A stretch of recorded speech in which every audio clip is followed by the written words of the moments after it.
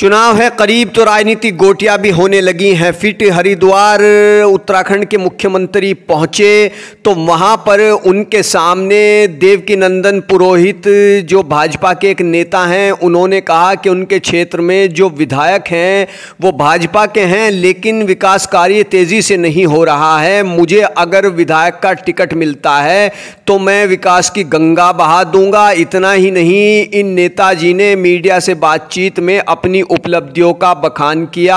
आप भी देखिए और सुनिए। यह कार्यक्रम है, अपनी दावेदारी किस तरह से देखते हैं विधानसभा? देखिए, ये माननीय मुख्यमंत्री जी का हरिद्वार ग्रामीण में आज कार्यक्रम है और मैं रानीपुर विधानसभा से संबंध रखता हूँ। रानीपुर विधानसभा में इस समय मेरी भी अपनी दावेदारी है।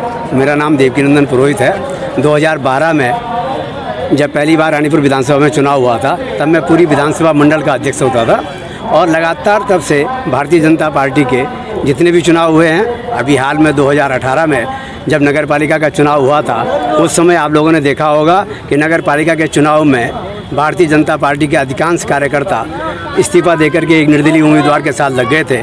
उस समय भी मैंने ही, पार्टी ने मुझे जो निर्देश दिया और निर्देश देकर के हमने नगर पालिका का चुनाव बड़े शान के साथ जीत करके दिखाया और मैं लगातार अपने क्षेत्र में काम करता रहता हूं और इस समय भी 2022 में मैं प्रबल दावेदार के रूप में रानीपुर विधानसभा के अंदर अपना कार्य कर रहा हूं।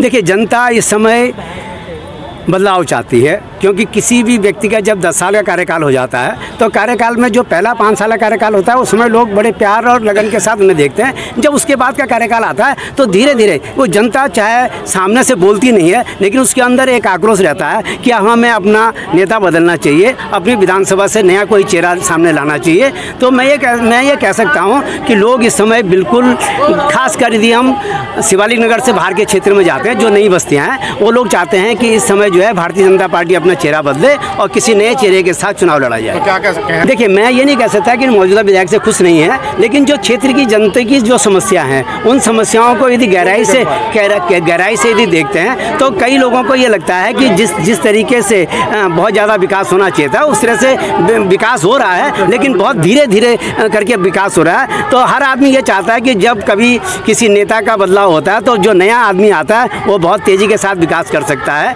उसके अंदर एक नई ऊर्जा होती है, काम करने की बात होती है। तो इस तरीके से लोग बाग इस बात को महसूस कर रहे हैं और मैं भी लगातार पूरे क्षेत्र में, चाहे जगदीशपुर का इलाका हो, चाहे औरंगाबाद हो, चाहे अन्य की हो, चाहे हेतमपुर हो, शिवालिक नगर तो इस पूरी विधानसभा का हृदय कहलाता है और शिवालिक नगर की एक ऐसी चीज़ है कि जो हमेशा चमकती धमकती रहती है, वहाँ पर समस्याएँ बहुत कम होती हैं। तो शिवालिक नगर से ही हमारी पूरी विधानसभा को पहचाना जाता है। लेकिन हम विधानसभा के देहात में जाएंगे और जो नई बस्तियां हैं वहाँ जाएंगे, तो सुभाष नगर के अंदर जाएंगे तो आज भी वहाँ पर पानी भराव की बहुत बड़ी समस्या है। तो लोगों को ये लगता है कि ये समस्याएं क्यों नहीं हल हो रही हैं, तो उसके लिए वो चाहते हैं कि अब क्षेत्र में एक नया चेहरा सामने आए और भारतीय जनता पार्टी नए चेहरे के साथ चुनाव लड़े।